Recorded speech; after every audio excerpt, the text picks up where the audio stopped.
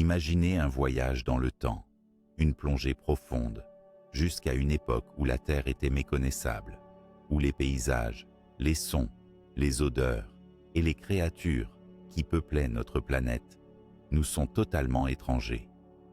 Nous remontons en arrière, jusqu'à la fin du Crétacé supérieur, il y a environ 66 millions d'années.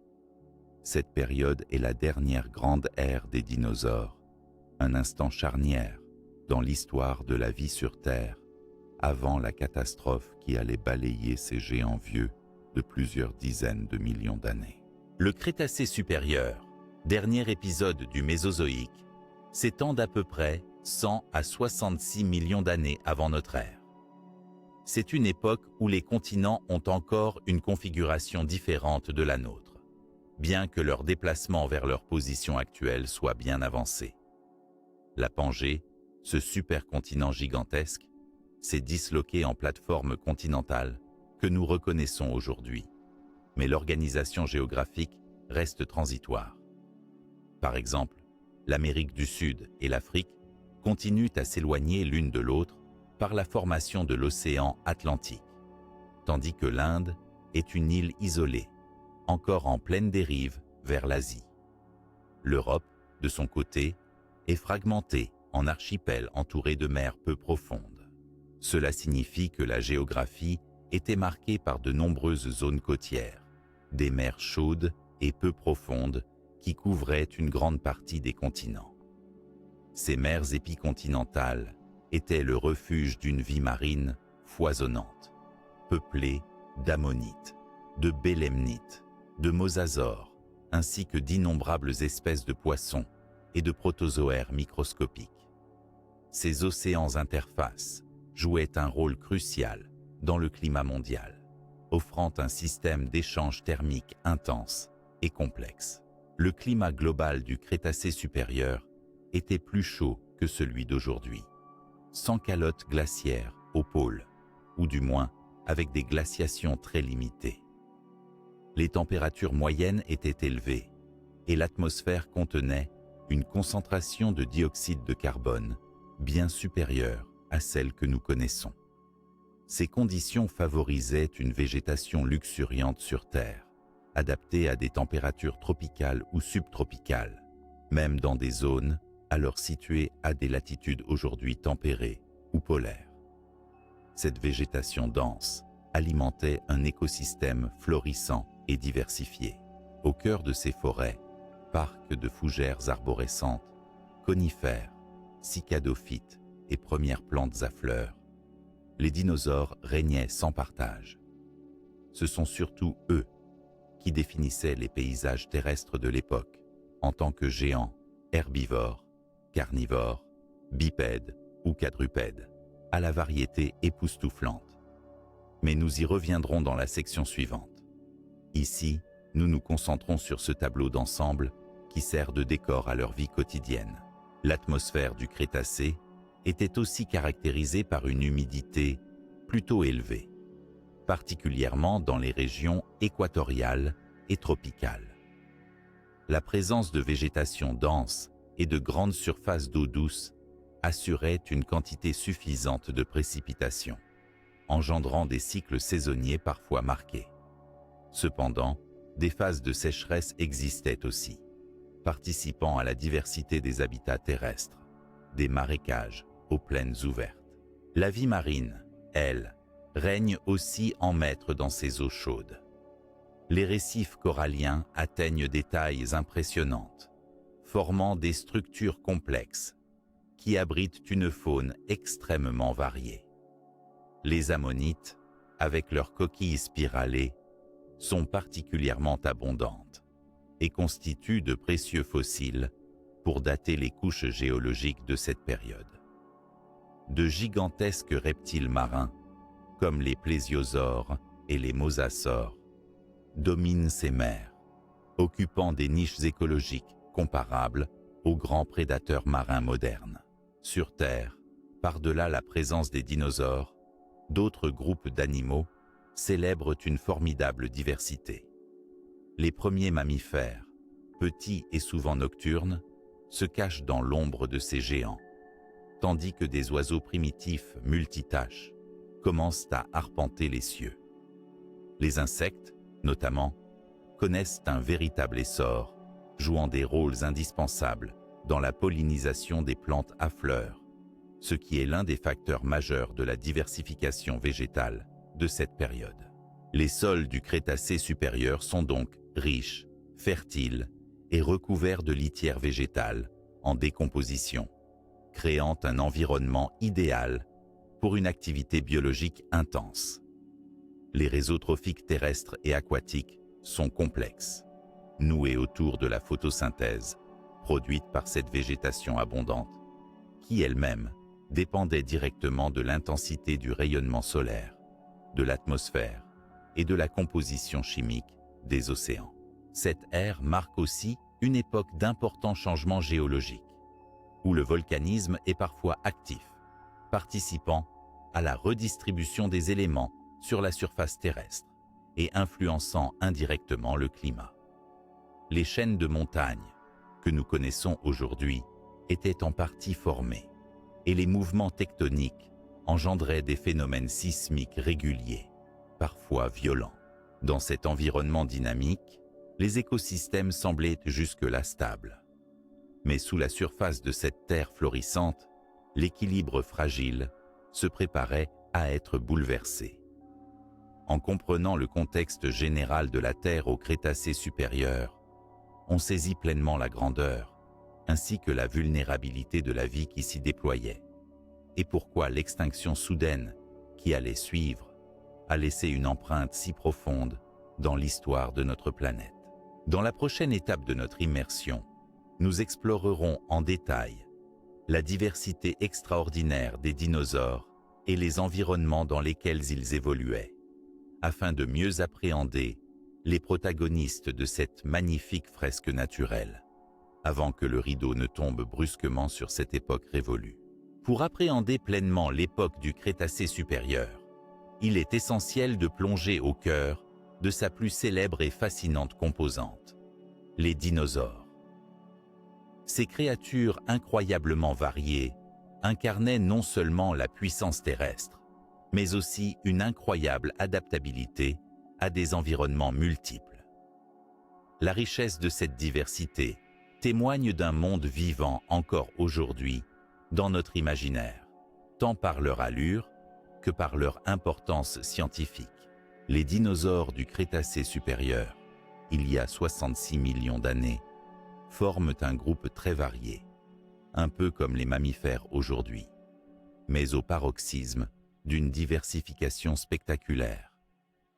On peut regrouper grossièrement les dinosaures en deux grandes catégories, les théropodes, principalement carnivores, et les ornithischiens, majoritairement herbivores. Ces groupes s'étaient adaptés à de multiples niches écologiques, créant ainsi des écosystèmes complexes. Commençons par les grands carnivores, les théropodes. Parmi les plus emblématiques figure le Tyrannosaurus rex, souvent appelé T-rex. Ce prédateur massif, pouvant dépasser 12 mètres de long pour une hauteur de 4 à 6 mètres au niveau des hanches, régnait sur l'Amérique du Nord. Sa mâchoire puissante, dotée de dents robustes et dentelées, lui permettait de broyer os et chair de ses proies. Mais le T-rex n'était pas le seul féroce chasseur.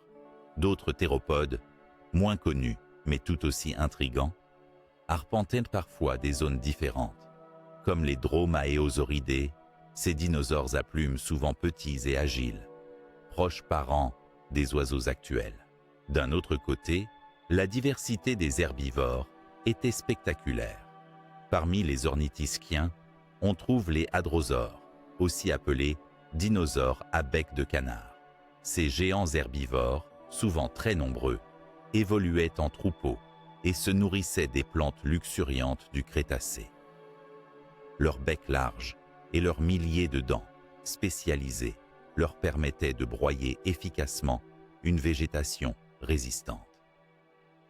Les hadrosaures présentaient aussi des crêtes osseuses décoratives qui jouaient un rôle probable dans la communication et les parades nuptiales. Un autre groupe fascinant est celui des cératopsiens, ces dinosaures herbivores munis de cornes imposantes sur la tête, ainsi que d'un large collier osseux protégeant leur cou. Le Tricératops, l'un des plus célèbres, vivait également en Amérique du Nord et pouvait atteindre des tailles impressionnantes, parfois plus de 9 mètres de long. Ses cornes pouvaient servir à se défendre contre des prédateurs intrépides ou à rivaliser entre eux pendant la saison des amours. Enfin, parmi les herbivores, les ankylosaures méritent une attention particulière.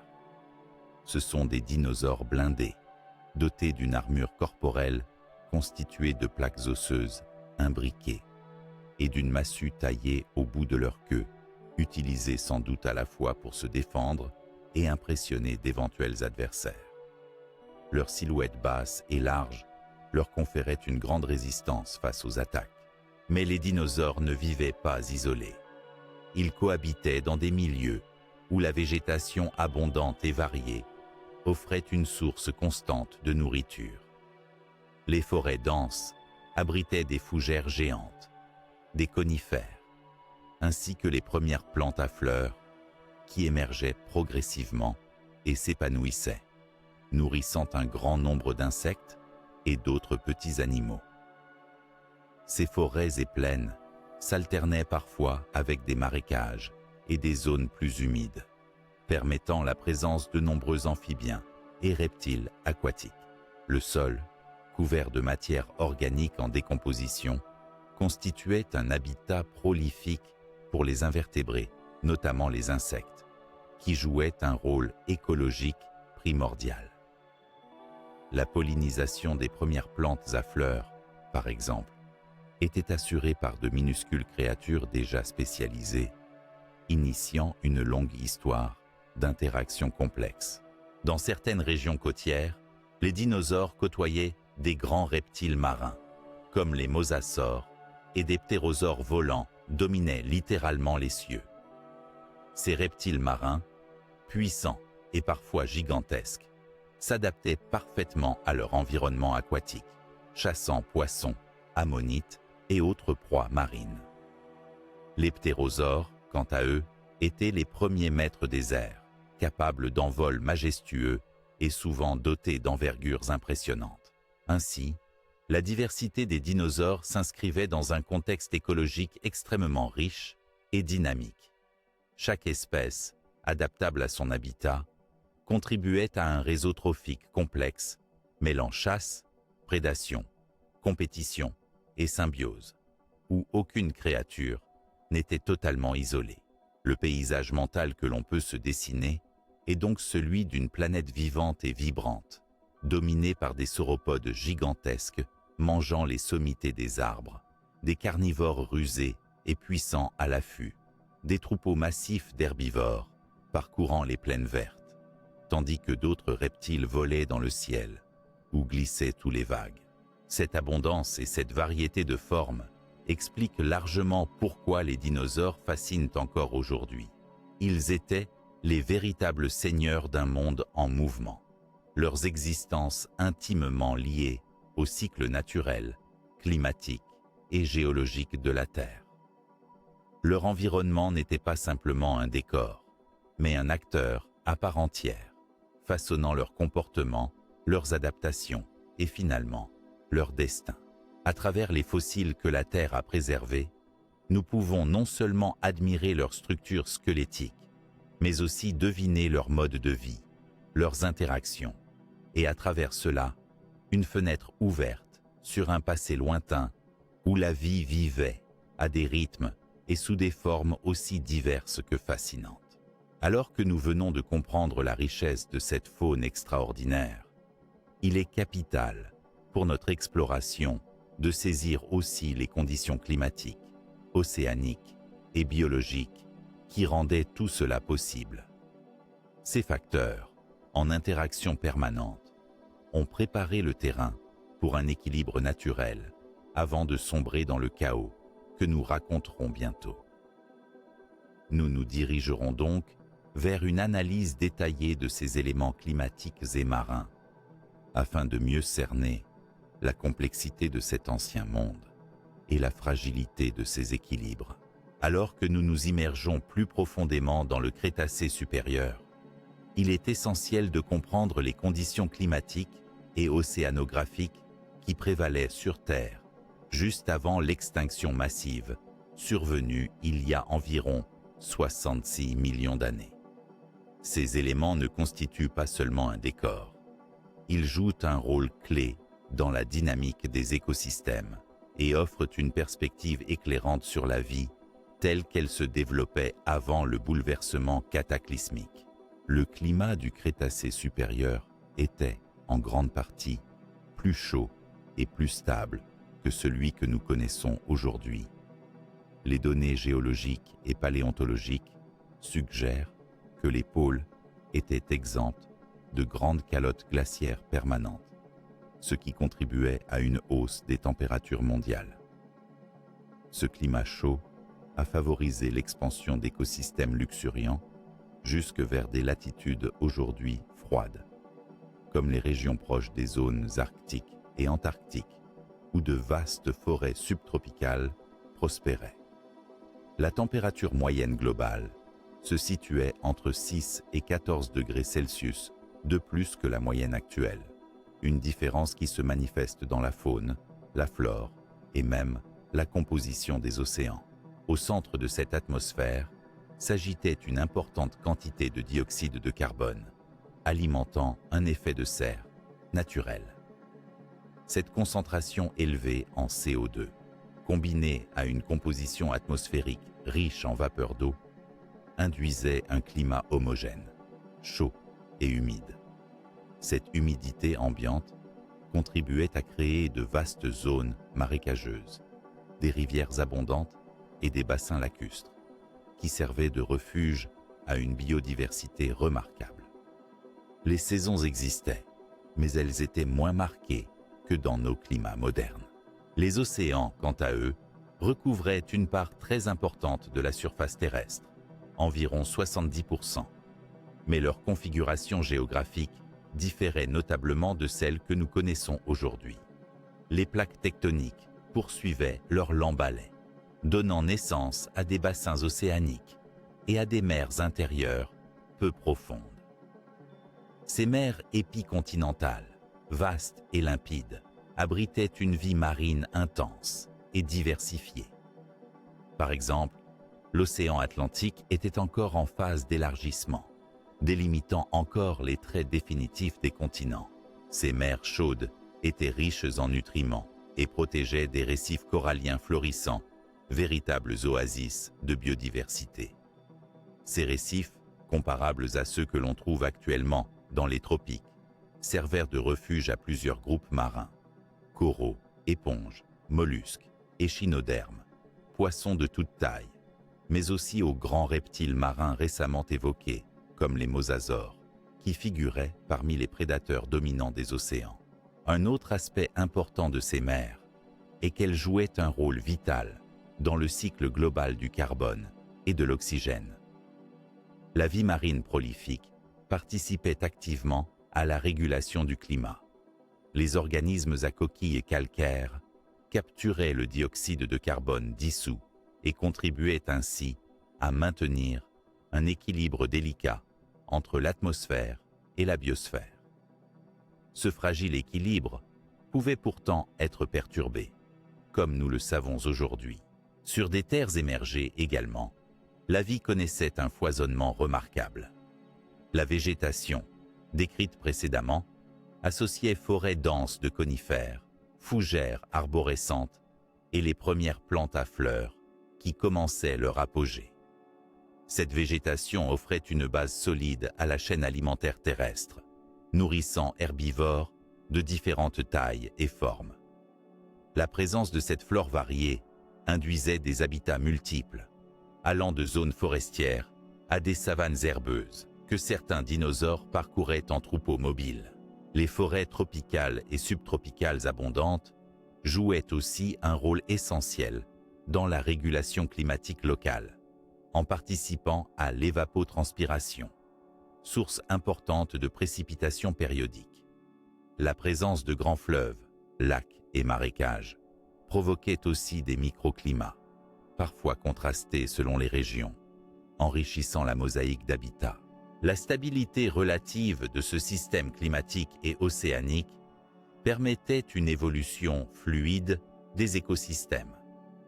Toutefois, il existait déjà des signes de tension sous-jacente, avec des fluctuations locales et globales, influencées par des phénomènes volcaniques et tectoniques, comme les nombreuses éruptions des trappes du Décan en Inde, lesquelles allaient jouer un rôle aggravant dans la suite des événements.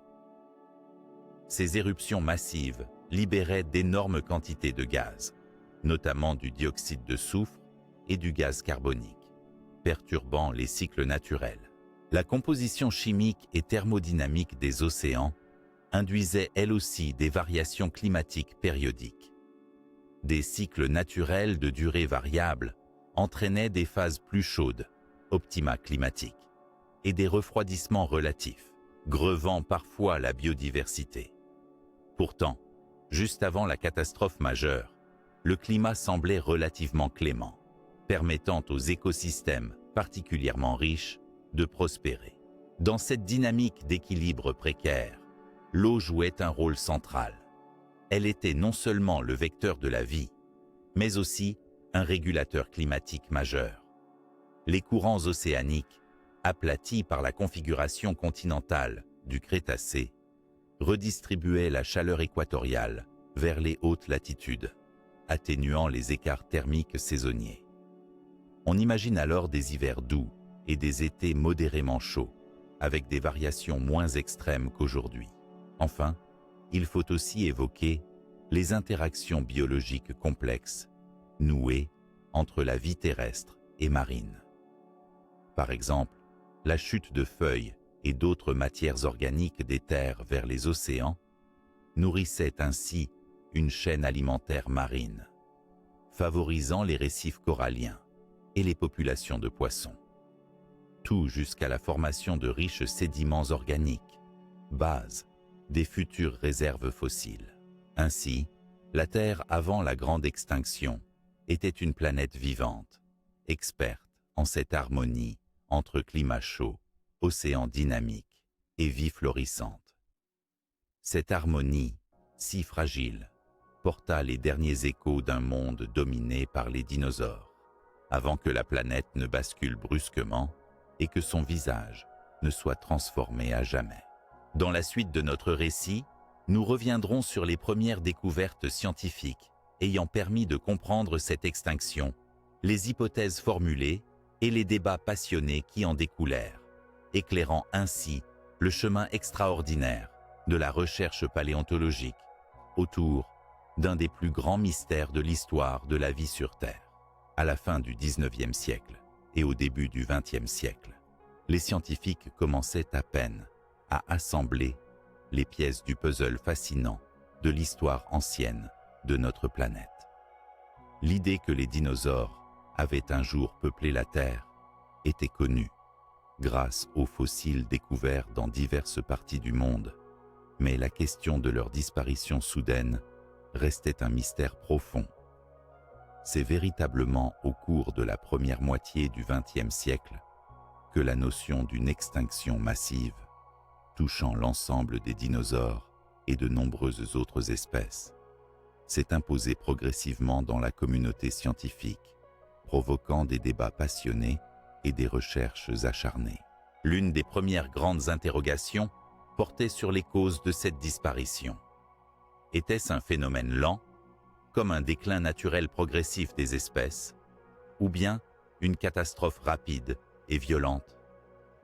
Au début, l'idée dominante penchait vers un déclin graduel, conséquence des changements environnementaux.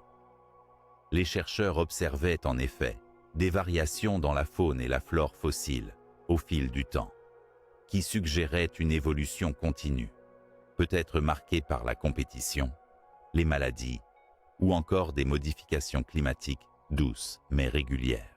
Cependant, des fossiles montrant une apparente soudaineté dans les modifications écologiques ont commencé à mettre en doute cette vision. L'étude des couches géologiques, notamment la limite entre le Crétacé et le Paléogène, a révélé une couche ténue, une fine strie noire distincte dans le sédiment mondial, dans laquelle se retrouvaient des marqueurs d'un événement disruptif plutôt que d'un long, lent processus. Cette couche séparait clairement la riche biodiversité du Crétacé, des strates plus pauvres en fossiles datant de l'époque postérieure à l'extinction. C'est dans ce contexte que de nombreuses hypothèses virent le jour pour expliquer ce brusque changement. L'une des premières et plus discutées évoquait une crise environnementale massive provoquée par des phénomènes géologiques tels que le volcanisme intense. Par exemple, les trappes du Décan, en Inde, qui représentent d'immenses épanchements basaltiques, ont été citées comme responsables d'une pollution atmosphérique massive, d'un refroidissement climatique ou d'un effet acidifiant des océans. Cette hypothèse trouvait appui dans les grandes éruptions concomitantes à la fin du Crétacé, qui ont pu perturber les chaînes alimentaires et déstabiliser les habitats pendant plusieurs milliers d'années. Une autre hypothèse, longtemps considérée comme plus spéculative, suggérait que l'extinction pouvait être liée à un impact extraterrestre, c'est-à-dire la collision d'un astéroïde ou d'une comète avec la Terre. Au début, cette théorie rencontrait beaucoup de scepticisme, car il semblait difficile d'imaginer un phénomène unique de cette ampleur, capable de provoquer un cataclysme planétaire. Pourtant, les scientifiques observaient, à travers le monde, des indices d'une origine cosmique, sans pouvoir encore les relier clairement. Les débats s'animaient également autour de la nature même de l'extinction. Était-elle purement catastrophique, provoquée par un événement soudain, ou bien s'agissait-il d'un phénomène combiné, où un impact brutal s'associait à des processus déjà en cours, comme un volcanisme intense ou des changements climatiques progressifs? Ces discussions scientifiques furent durables, d'autant que les données fossiles étaient encore fragmentaires, difficiles à interpréter et parfois contradictoires. Il faut aussi souligner que la paléontologie de l'époque manquait de certains outils essentiels que nous utilisons aujourd'hui. La datation radiométrique poussée, la modélisation informatique des événements géologiques, ainsi que les analyses géochimiques fines. Néanmoins, les progrès dans l'identification des fossiles, la stratigraphie et la corrélation internationale des couches sédimentaires permirent une avancée considérable.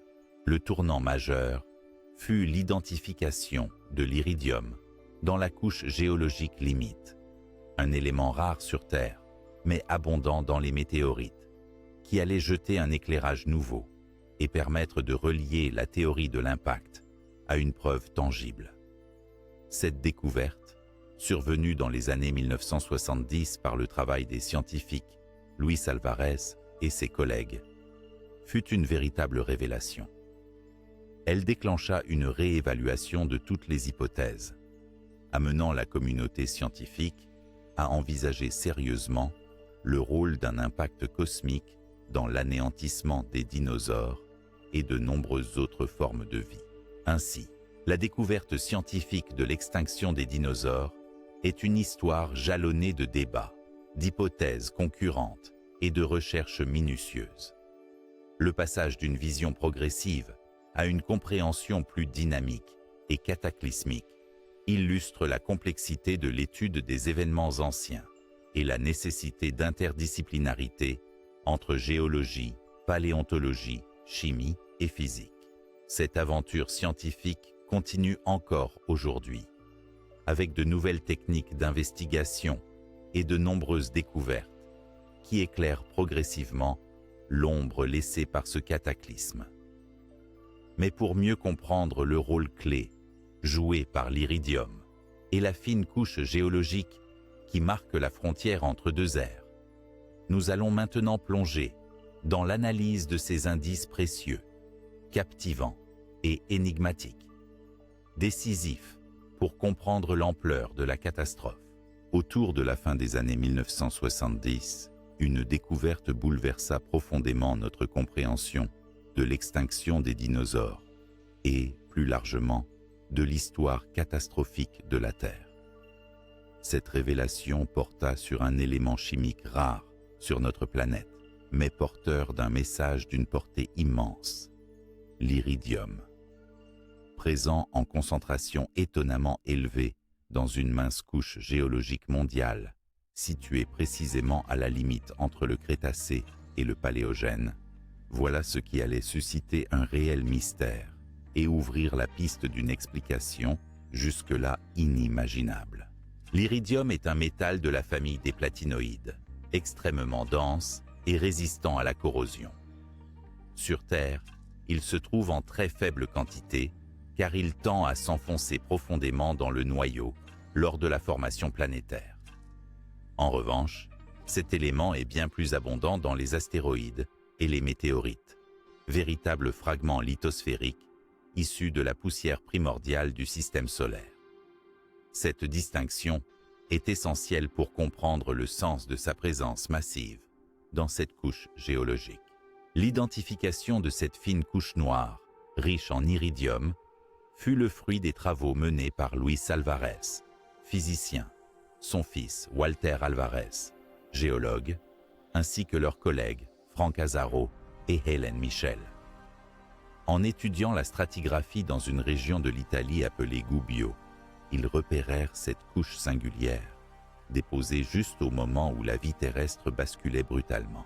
Cette anomalie de concentration en iridium était à la fois remarquable par son uniformité à l'échelle mondiale, depuis l'Europe jusqu'en Amérique, en Asie et même dans les océans, et sa finesse, dépassant rarement quelques millimètres d'épaisseur. Cette couche marquait clairement une frontière géologique distincte, une sorte de cicatrice chimique, témoignant d'un événement exceptionnel. La découverte entraîna rapidement une hypothèse audacieuse. La couche d'iridium serait le résidu d'un impact cosmique, un astéroïde ou une comète gigantesque ayant heurté la Terre. L'effet aurait dispersé dans l'atmosphère des quantités inédites de poussière chargées en iridium, lesquelles seraient retombées pour former cette couche fine, mais présente sur toute la planète. Ce scénario pouvait rendre compte d'une extinction rapide et massive en provoquant des perturbations climatiques sévères, un hiver planétaire provoqué par un écran de poussière obstruant la lumière solaire pendant des mois, voire des années. Avant cette découverte, plusieurs scénarios avaient été mis en avant, comme un volcanisme intense, des changements progressifs du climat ou des maladies massives, mais aucun ne parvenait à expliquer cette trace chimique universelle. L'iridium offrait donc une preuve tangible, une sorte de signature chimique nationale et internationale du phénomène. Pour autant, le mystère de cette fine couche allait au-delà de la seule présence d'iridium.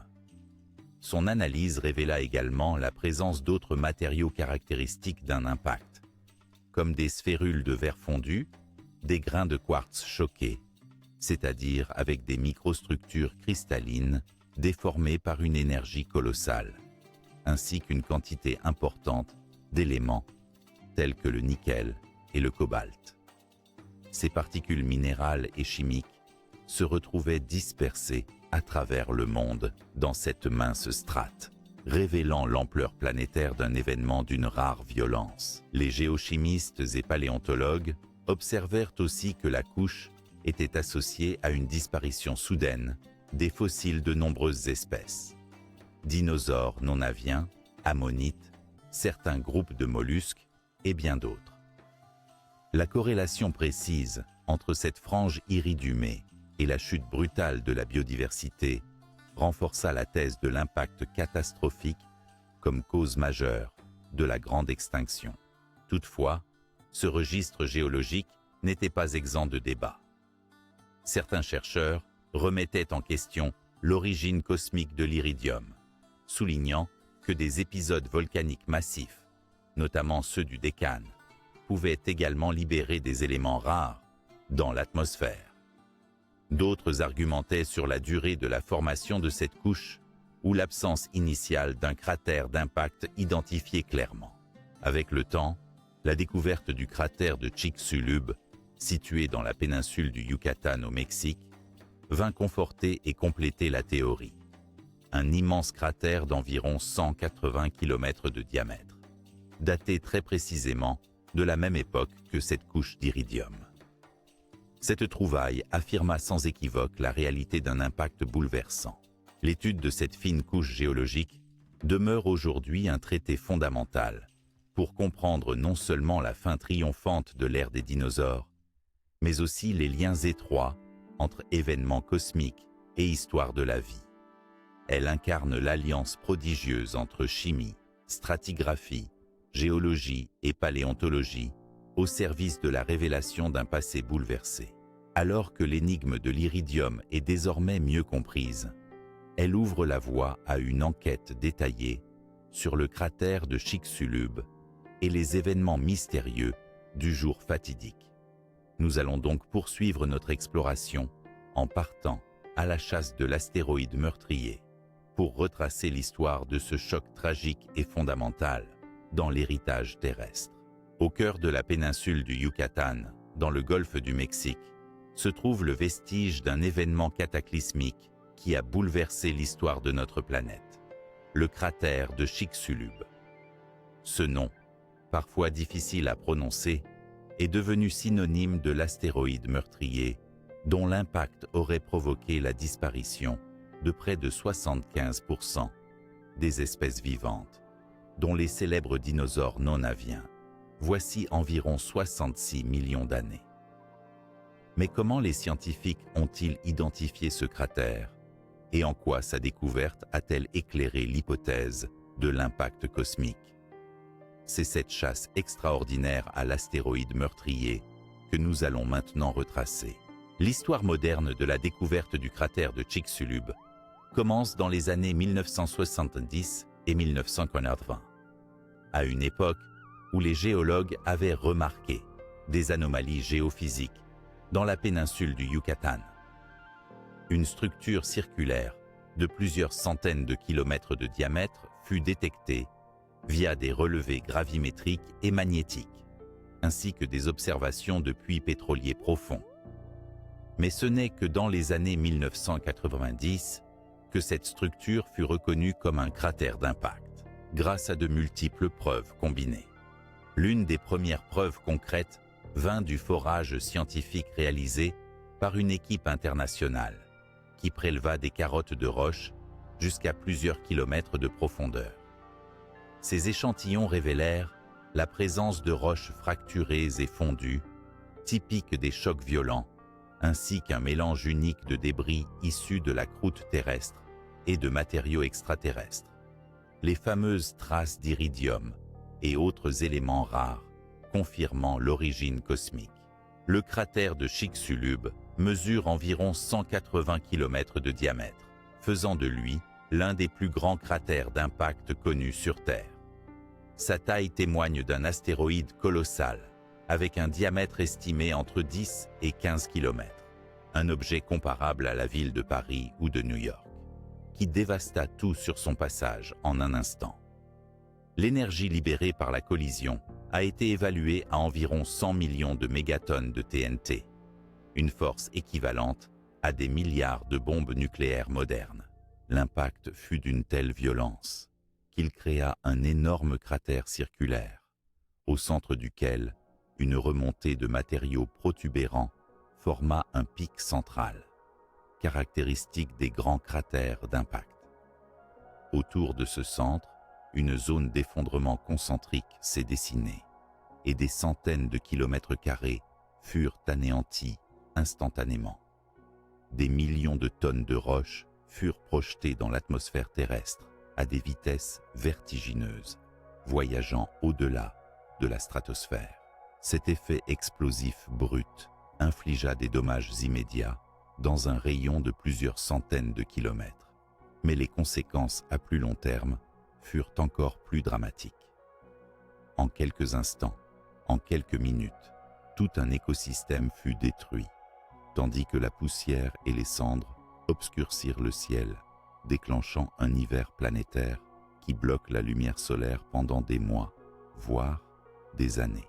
La découverte de ce cratère a permis de relier la couche mondiale d'iridium à un événement physique concret, la collision d'un corps céleste. Elle a aussi donné un contexte géographique précis à ce choc unique, autrefois perçu comme une pure spéculation. Depuis les années 1990, les recherches autour de Chicxulub ont été intensifiées, associant géologie, paléontologie, géophysique et modélisation informatique pour comprendre en détail les séquences des événements déclenchés par l'impact. Les études montrent que ce choc n'a pas seulement causé d'immenses dévastations locales, mais qu'il a activé une cascade de réactions planétaires.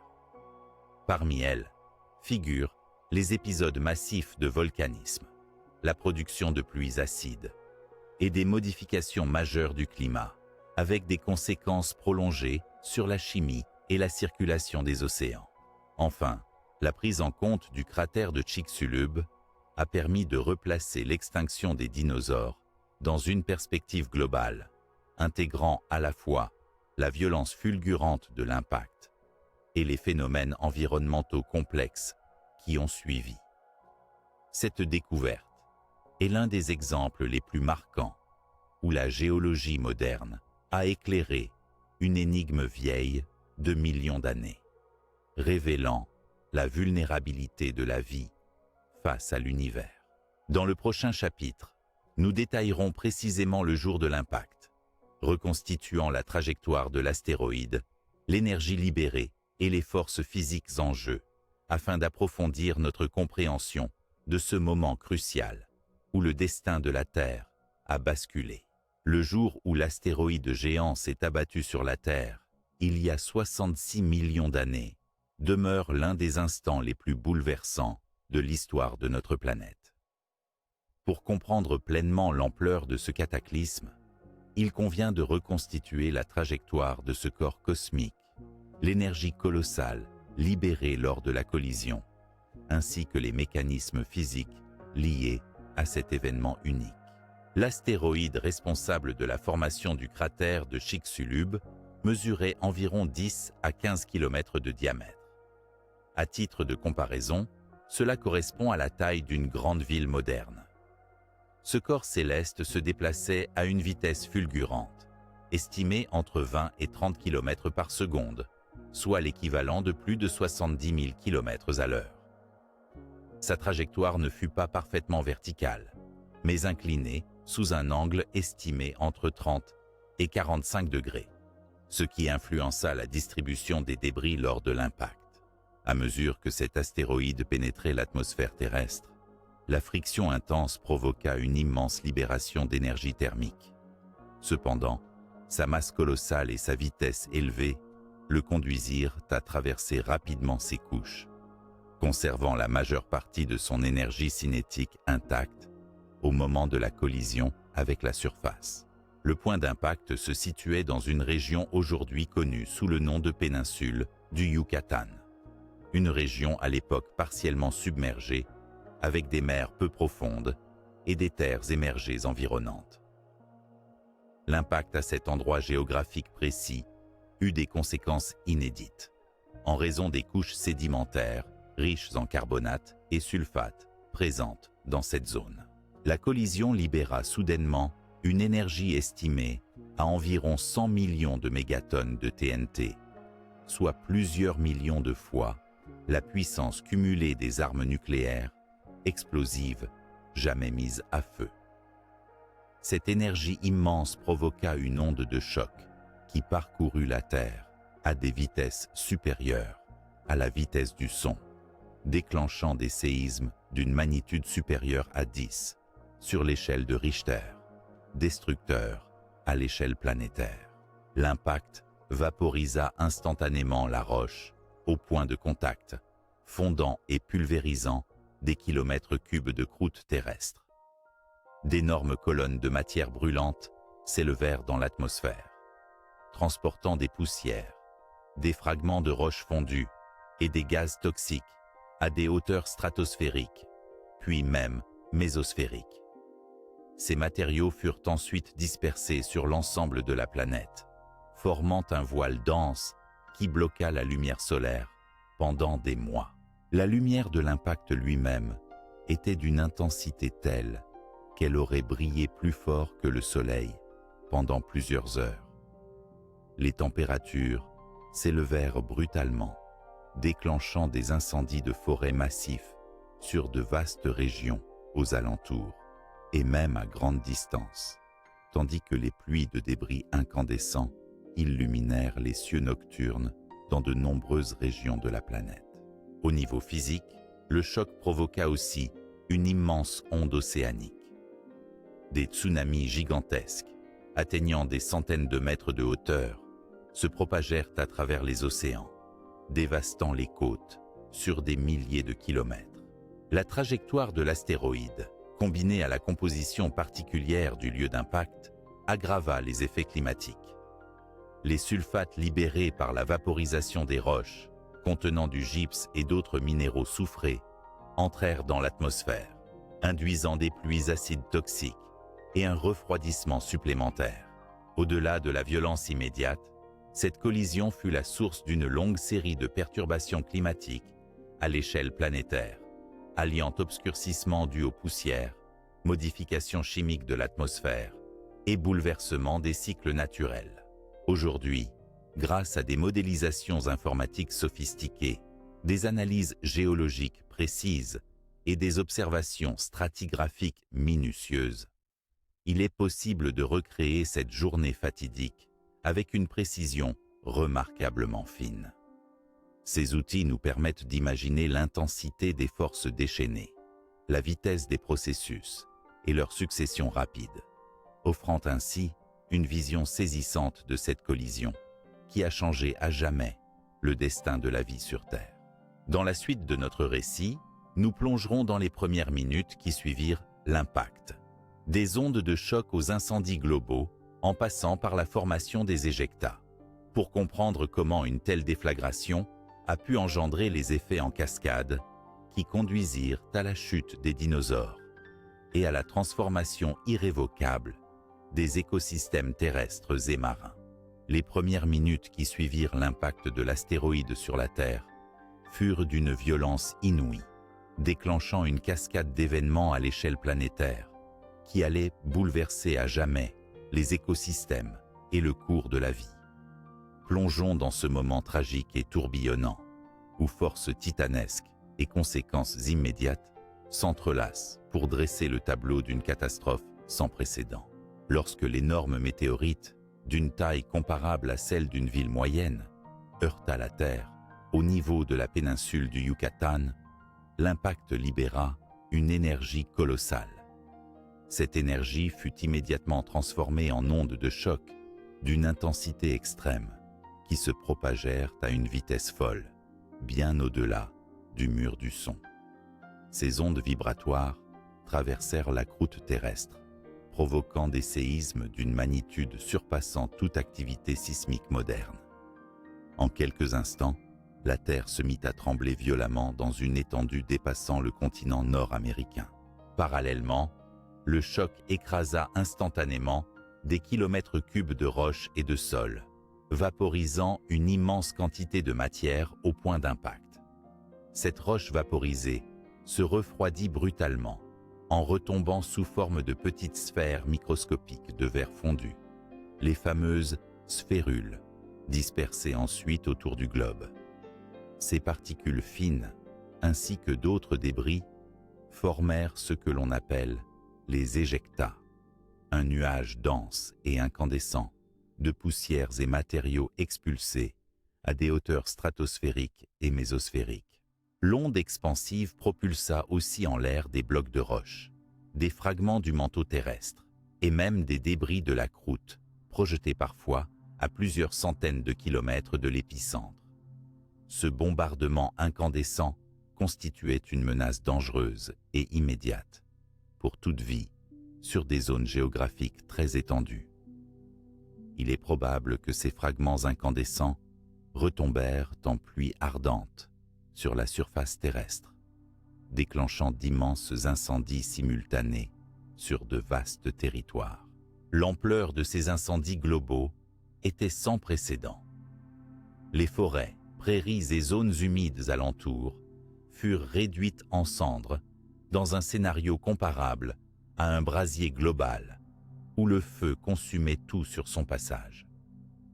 La lumière provoquée par cette déflagration aurait illuminé les cieux sur des milliers de kilomètres, créant un véritable spectacle apocalyptique, visible même à des centaines, voire des milliers de kilomètres de distance.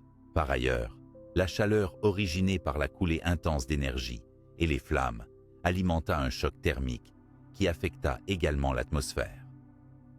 Des colonnes de fumée et de gaz toxiques s'élevèrent dans l'atmosphère, contribuant rapidement à la formation d'un voile dense de particules en suspension. Ce dernier bloqua progressivement la lumière solaire, amorçant une phase d'obscurcissement planétaire. Simultanément, les gaz libérés comprenaient aussi d'importantes quantités de vapeur d'eau, de dioxyde de carbone, mais surtout de sulfate issus de la vaporisation des couches sédimentaires, riches en minéraux sulfurés. Ces composés déclenchèrent des pluies acides intenses à l'échelle mondiale, dans les heures, jours, puis semaines suivantes, dévastant davantage les environnements terrestres et aquatiques. Le déplacement brusque d'une telle masse et énergie générèrent également une onde mécanique sous-marine, créant des tsunamis gigantesques qui balayèrent les zones côtières sur des milliers de kilomètres.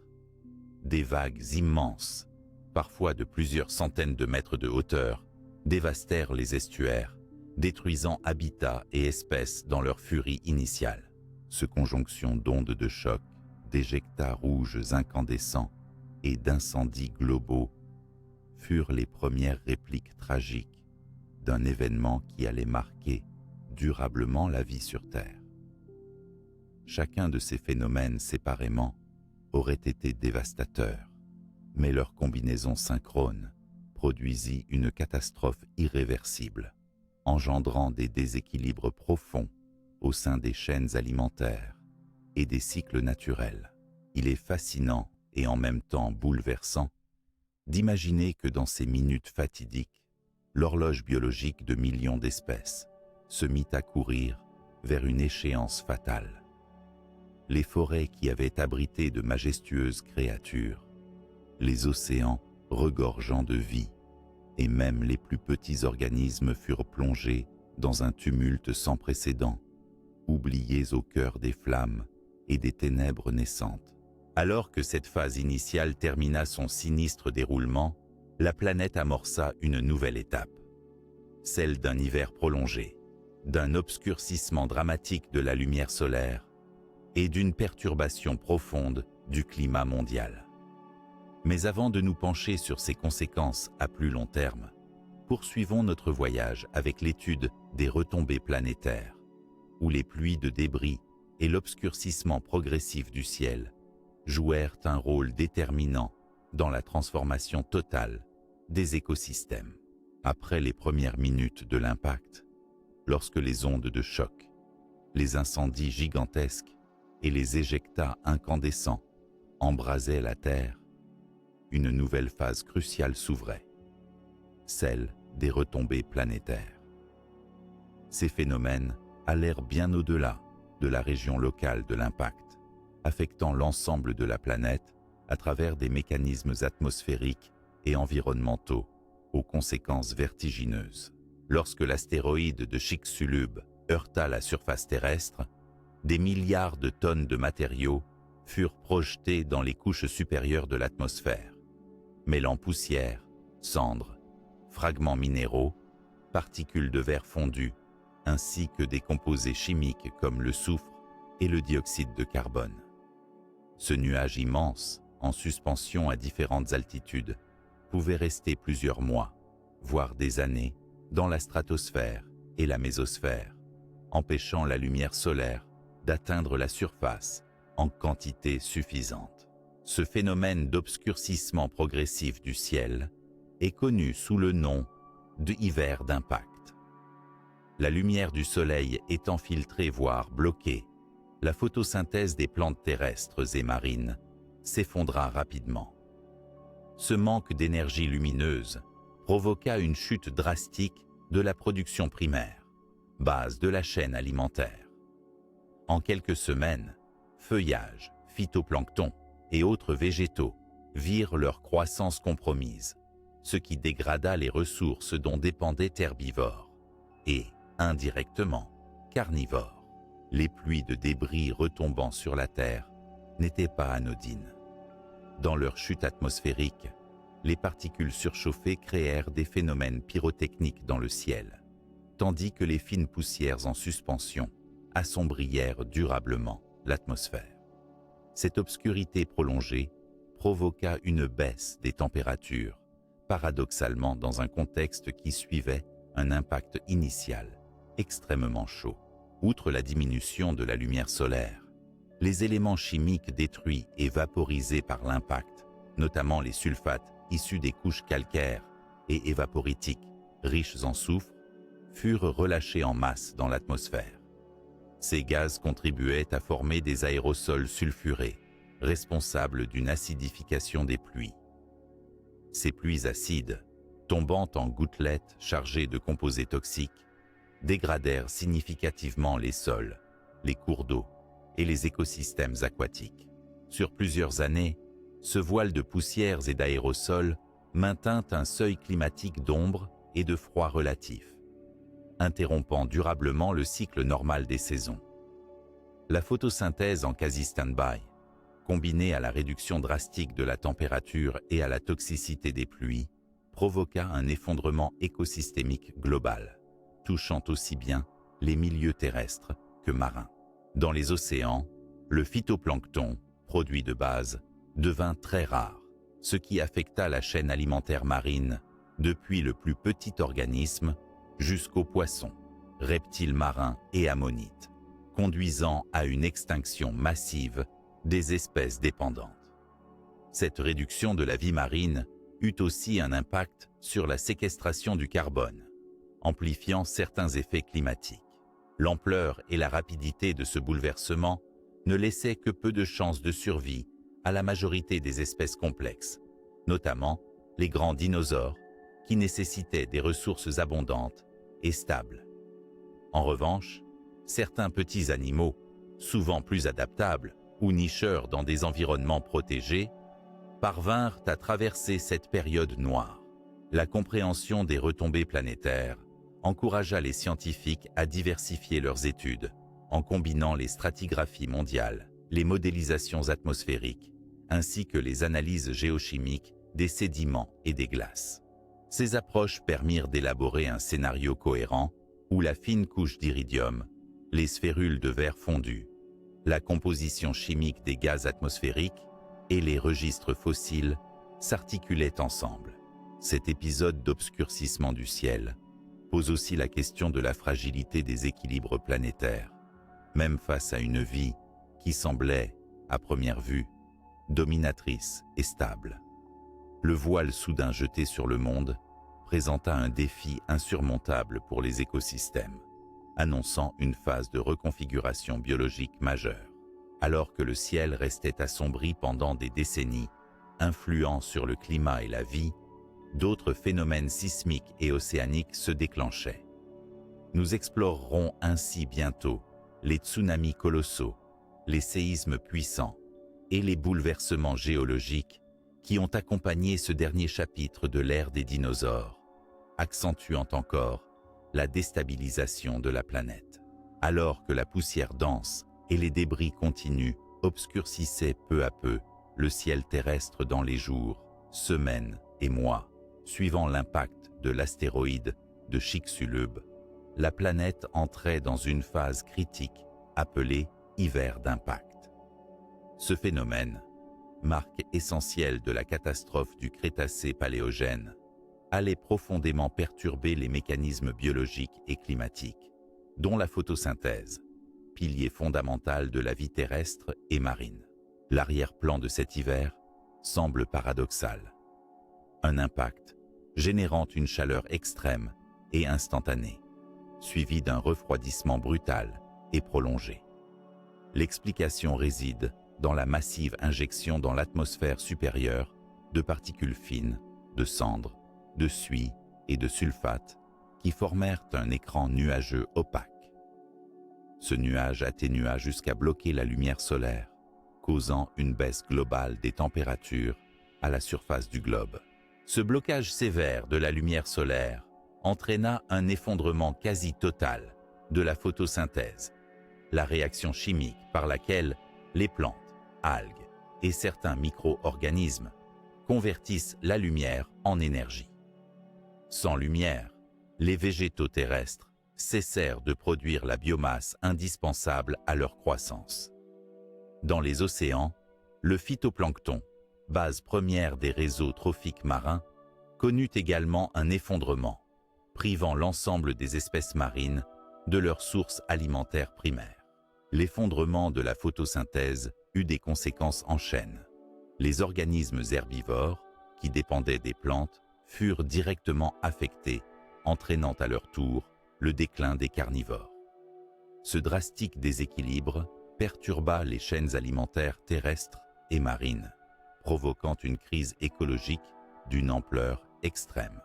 Par ailleurs, la baisse des températures continua de s'accentuer, touchant toutes les régions du globe, y compris les zones tropicales habituellement chaudes.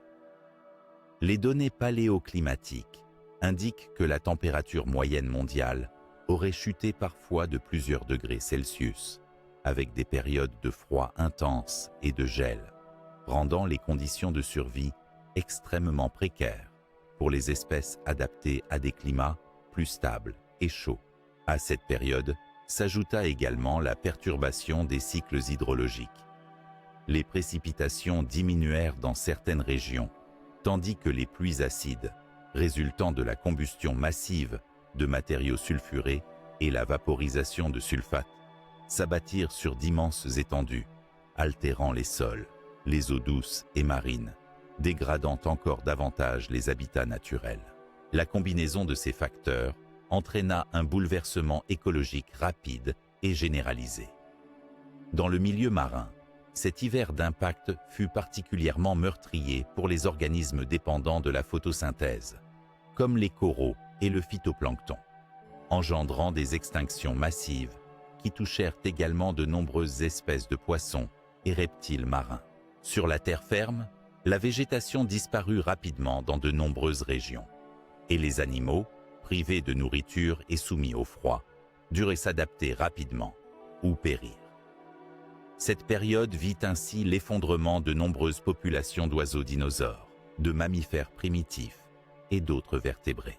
L'hiver d'impact ne fut pas une simple phase de refroidissement temporaire, mais un bouleversement climatique profond qui dura plusieurs années, avec des retours progressifs mais lents à des conditions plus clémentes. Ce laps de temps prolongé marqua ainsi la ligne d'arrêt brutale de la dynastie des dinosaures non-aviens. Ce panorama de régression écologique et climatique illustre combien la vie sur Terre peut être fragile, même face à des entités dominantes depuis des millions d'années. Le scénario de l'hiver d'impact souligne à la fois la puissance destructrice d'un événement cataclysmique et la lenteur des processus de récupération qui suivirent. Alors que les températures glaciales luttaient avec les traces de l'impact, la planète fut aussi secouée par d'autres phénomènes géologiques majeurs. Dans la prochaine section, nous découvrirons comment les tsunamis, les séismes monstres et les bouleversements tectoniques s'ajoutèrent à la crise, compliquant encore davantage cet épisode apocalyptique qui marqua le dernier chapitre du règne des dinosaures. À peine les premiers chocs de l'impact de l'astéroïde dissipés, la Terre fut à nouveau ébranlée. Cette fois, par une série de phénomènes géologiques d'une intensité extrême qui aggravèrent encore davantage la catastrophe engendrée par le choc initial. Les tremblements de terre d'une magnitude colossale, les tsunamis gigantesques et les bouleversements tectoniques des continents furent autant de forces titanesques qui dessinèrent le visage d'un monde en pleine désintégration. L'onde sismique déclenchée par la collision fut si puissante qu'elle se propagua autour de la planète en quelques minutes seulement, surpassant tout ce que la Terre avait connu en termes de secousses. L'estimation de l'intensité de ces séismes dépasse largement les niveaux mesurés pour les tremblements de terre les plus dévastateurs de l'histoire récente. Certains modèles suggèrent une magnitude dépassant 11 à 12 sur l'échelle de Richter, une valeur virtuelle, mais qui rend compte de la dévastation globale. Ces secousses provoquèrent la rupture massive de failles géologiques à travers le monde, contribuant à la réorganisation ou à la fracturation de la croûte terrestre. La tectonique des plaques fut ainsi brutalement accélérée, générant des mouvements soudains et profonds qui déformèrent continents et bassins océaniques. Ces déformations complexes amplifièrent l'instabilité des régions géologiques déjà fragilisées par les conséquences indirectes de l'impact. Parallèlement, l'immense quantité d'énergie transférée aux océans généra d'immenses tsunamis, dont la hauteur et la puissance restent difficiles à imaginer. Ces vagues monstrueuses, parfois mesurant plusieurs centaines de mètres, s'élevèrent à partir du point d'impact et se propagèrent à travers tous les bassins océaniques. La vitesse de ces raz-de-marée atteignit plusieurs centaines de kilomètres par heure. À l'approche des côtes, l'énergie de ces tsunamis se concentra, produisant des vagues dévastatrices, capables de raser des étendues côtières sur des milliers de kilomètres. Les habitats marins côtiers furent anéantis, tandis que les terres basses furent submergées. Ces événements accentuèrent la mortalité de nombreuses espèces, terrestres comme marines, dévastant par exemple les forêts équatoriales et les mangroves côtières. Les mouvements tectoniques et sismiques engendrèrent aussi des phénomènes secondaires, tels que des glissements de terrain massifs, des éboulements de montagnes, mais aussi l'ouverture rapide de nouvelles failles et faiblesses dans la croûte terrestre. Certaines régions connurent une subsidence partielle, créant de nouvelles étendues submergées, tandis que d'autres virent des soulèvements brusques modifier leur relief. Sur le long terme, on suppose que ces bouleversements accentuèrent le volcanisme actif, notamment les grandes éruptions des trappes du Deccan en Inde. Ces vastes coulées basaltiques émirent à leur tour d'énormes volumes de gaz et de particules dans l'atmosphère, ajoutant aux perturbations climatiques déjà en cours. Ainsi, ce dernier anéantissement naturel fut multifactoriel. L'impact provoqua un véritable effet domino géologique où les réactions en chaîne s'ajoutaient mutuellement pour transformer la planète entière. Cette violence cumulée renforce la compréhension que la survie des espèces dans ce chaos continuait de se jouer sur des détails microscopiques, dans des niches écologiques épargnées par la fureur des éléments. En contemplant ces gigantesques forces géophysiques, on est saisi d'humilité face à la fragilité apparente de la Terre, face à des événements cosmiques. Ces tsunamis, séismes et bouleversements, bien que dramatiques, préfigurèrent aussi la fin d'un cycle et le début d'une nouvelle ère, marquée par l'adaptation, l'évolution et une nouvelle biodiversité. Nous nous dirigerons bientôt vers l'étude de l'impact immédiat de ces phénomènes sur la faune terrestre et marine, analysant ainsi les premières conséquences écologiques proportionnelles à cette dévastation. À peine les dernières ondes de choc s'apaisèrent-elles que la vie sur Terre entra dans une phase de chaos sans précédent. L'impact colossal de l'astéroïde de Chicxulub provoqua un effondrement écologique quasi immédiat, marquant un tournant brutal dans l'histoire biologique de notre planète, avec des conséquences dévastatrices tant sur la faune terrestre que marine. Sur la terre ferme, les premiers effets furent immédiatement visibles. La disparition massive d'espèces, en particulier celle des dinosaures non aviens, la réduction drastique des populations d'autres groupes animaux et la rupture des chaînes alimentaires. Les vastes écosystèmes qui avaient prospéré pendant des millions d'années s'effondrèrent rapidement, incapables de résister aux conditions aberrantes imposées par le cataclysme. Les incendies globaux détruisirent d'intenses étendues forestières, réduisant en cendres de nombreuses populations animales.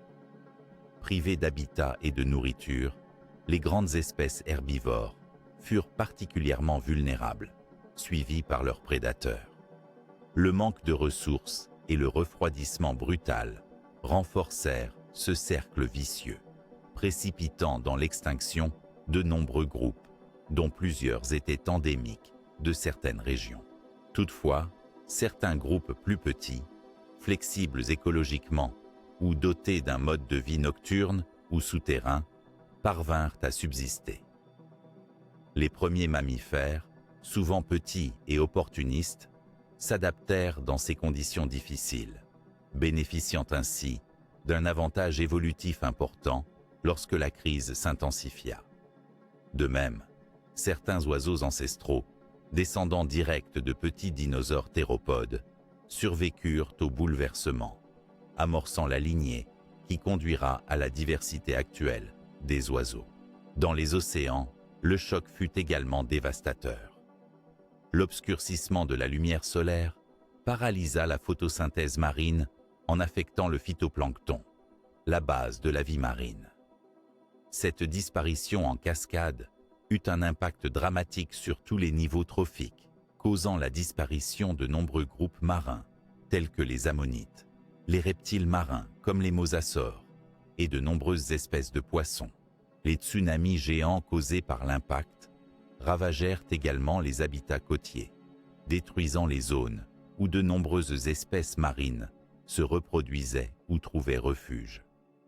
Ces perturbations combinées engendrèrent un effondrement rapide et massif des populations qui ne se releva qu'à une échelle temporelle lointaine.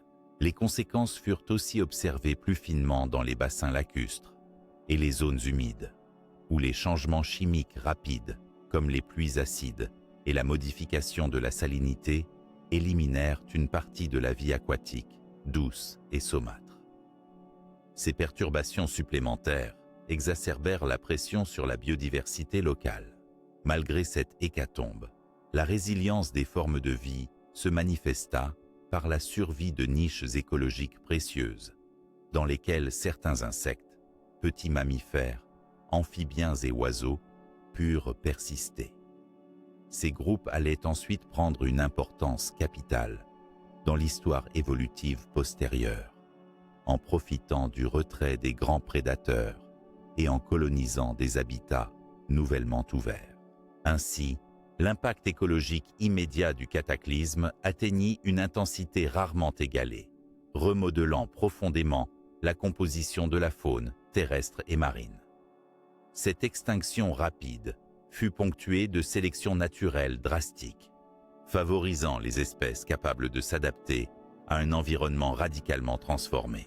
Ce tableau tragique, en dépit de sa violence, ne marque pas la fin de la vie sur Terre, mais le commencement d'un nouveau chapitre, où la disparition des dinosaures allait permettre l'émergence et la diversification des mammifères.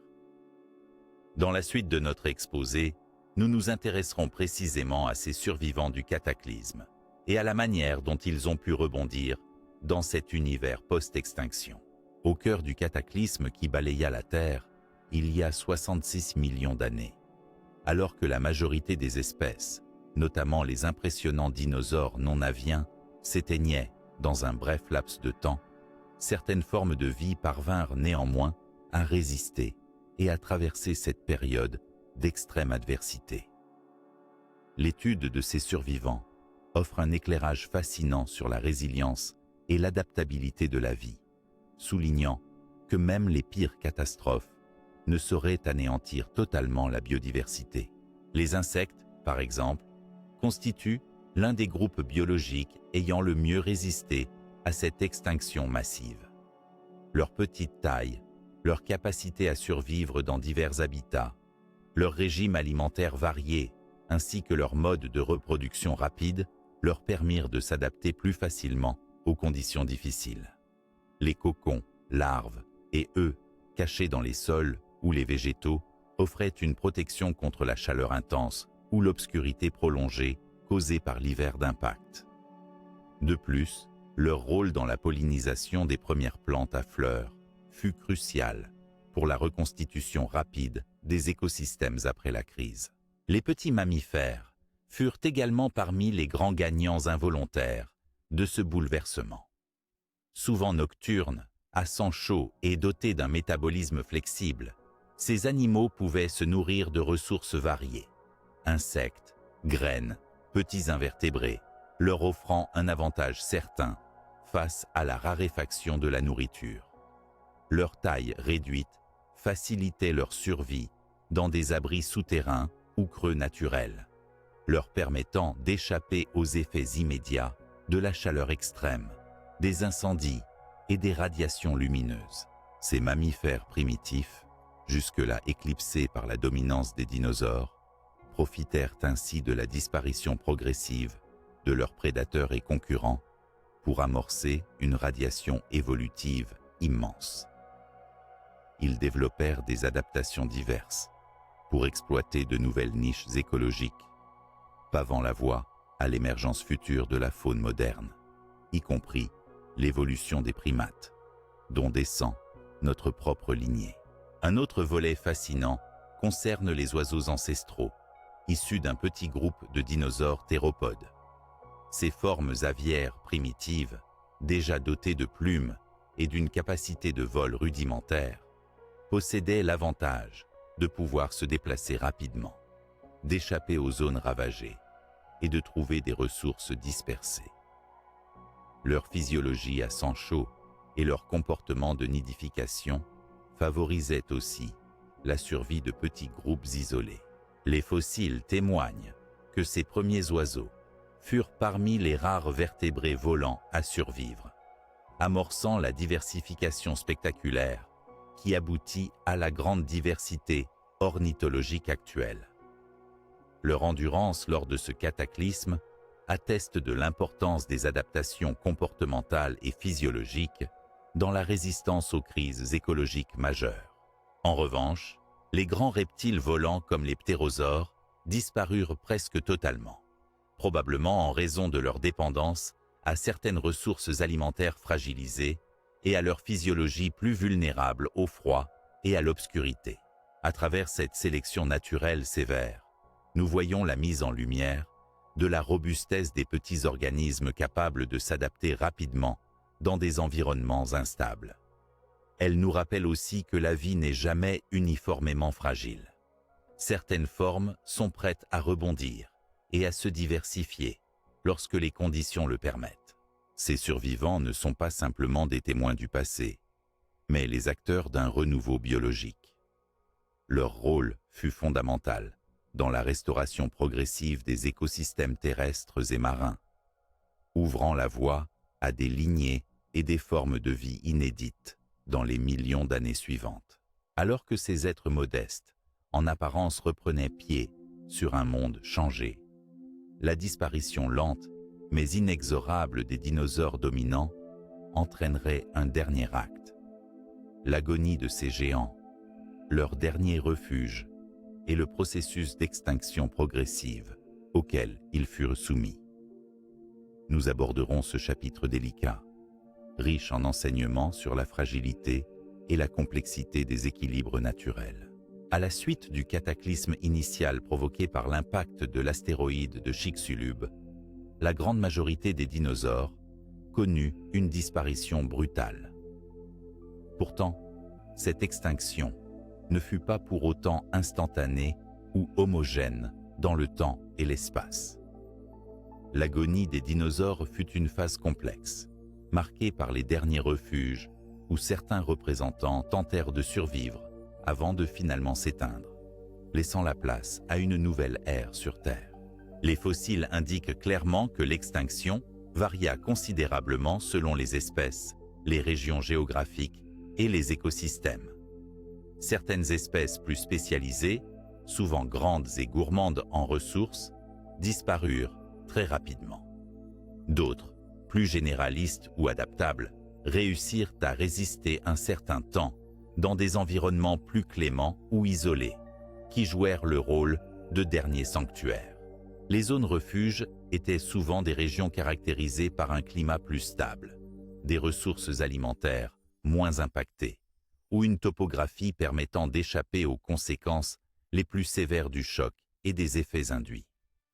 On pense notamment à certaines parties de l'Amérique du Sud, de l'Asie ou encore des îles qui auraient constitué des havres temporaires. Ces réservoirs de vie, quoique fragiles et limités en superficie, permirent la survie temporaire de quelques populations résiduelles. Durant cette période, les dinosaures confrontés à des conditions de vie extrêmes durent faire face à des ressources limitées, des compétitions accrues et un climat fluctuant. Il est probable que leur reproduction fut aussi affectée, avec des taux de survie des nouveau-nés diminuant fortement. Les changements environnementaux rapides réduisirent leur aire de répartition et fragilisèrent les populations, accentuant le phénomène d'extinction progressive. Par ailleurs, les fossiles isolés découverts dans des couches postérieures à l'impact témoignent de cette lente disparition. Ces vestiges indiquent que certains groupes de dinosaures, notamment des petits théropodes ou certains herbivores moins volumineux, persistèrent parfois au-delà du point d'impact, mais dans des effectifs réduits et limités. Cependant, ces derniers refuges ne furent que temporaires. L'aggravation des conditions climatiques, la raréfaction continue des ressources, l'augmentation des maladies et les perturbations des chaînes alimentaires finirent par condamner la survie de ces populations résiduelles. Loin d'être une extinction instantanée, ce fut donc un processus progressif, marqué par une pression écologique insupportable. Parallèlement, l'émergence des mammifères opportunistes et autres groupes résilients accentua la concurrence. La disparition des dinosaures ouvrit des niches écologiques nouvellement libérées, favorisant la diversification d'autres formes de vie qui pouvaient s'adapter plus rapidement à ces nouveaux environnements post-catastrophe. L'agonie des dinosaures est ainsi une histoire de lutte désespérée, de tentatives d'adaptation dans un monde devenu hostile. Elle marque la fin d'une ère où ces créatures avaient dominé la planète pendant plus de 160 millions d'années, soulignant la fragilité de toute espèce, même la plus puissante, face aux bouleversements extrêmes. Cette phase finale d'extinction graduelle ouvre la voie aux extinctions en chaîne qui suivent, touchant plantes, invertébrés, reptiles marins et volants, des phénomènes que nous examinerons dans la prochaine partie de notre récit, pour mieux comprendre l'ampleur globale de cette grande extinction du Crétacé. L'impact colossal de l'astéroïde à Chicxulub n'a pas seulement causé l'extinction immédiate de nombreux dinosaures, il a également déclenché une série d'extinctions en chaîne qui ont profondément remodelé la biodiversité terrestre et marine à la toute fin du Crétacé. Ces extinctions progressives touchèrent une multitude de groupes, des plantes aux invertébrés, en passant par les reptiles marins et volants, dévoilant l'ampleur planétaire du cataclysme et ses effets durables sur les écosystèmes. Commençons par la végétation, pilier essentiel des écosystèmes. L'effondrement photosynthétique dû à l'obscurcissement du ciel a spolié les plantes de leur source d'énergie primaire. Les grandes forêts de conifères, fougères arborescentes et premières plantes à fleurs du Crétacé ont brutalement disparu de vastes régions. Les preuves palynologiques, l'étude des pollens fossiles, montrent une chute drastique de la diversité végétale, une dévégétalisation temporaire qui a eu des répercussions directes sur les herbivores, privés de nourriture.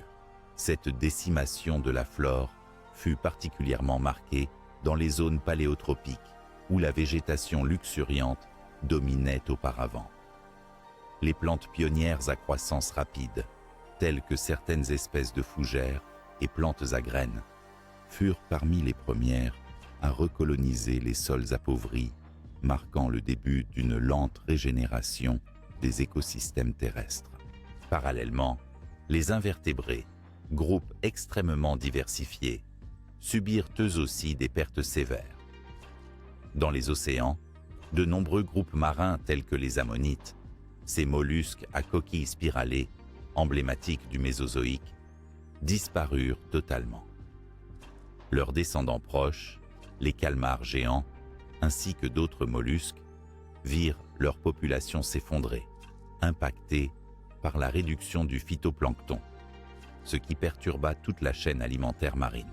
Les insectes terrestres furent moins touchés, grâce à leur diversité et leur capacité à occuper de multiples niches écologiques. Mais plusieurs groupes spécialisés subirent une forte contraction. Les invertébrés aquatiques d'eau douce, quant à eux, furent durement atteints par les modifications chimiques des eaux, comme l'acidification due aux pluies acides. Chez les reptiles marins, l'impact fut également dramatique. Les mosasaures, ces gigantesques prédateurs marins qui régnaient sur les océans du Crétacé, disparurent à la fin de cette période. De même, les plésiosaures et certains groupes de tortues marines n'ont pas survécu à la crise. Cette extinction de masse perturba radicalement la faune marine, ouvrant la voie à l'émergence future de nouvelles lignées dans l'ère tertiaire. Les reptiles volants, les ptérosaures, connus pour leurs envergures impressionnantes, furent presque entièrement éliminés. Seuls quelques petits groupes d'oiseaux proches des dinosaures théropodes réussirent à survivre, ce qui marqua le basculement progressif du règne des reptiles volants au règne des oiseaux modernes. Ces extinctions en chaîne démontrent à quel point un événement ponctuel, en l'occurrence l'impact de Chicxulub, peut déclencher des bouleversements écologiques aux effets multiplicateurs et étendus dans le temps.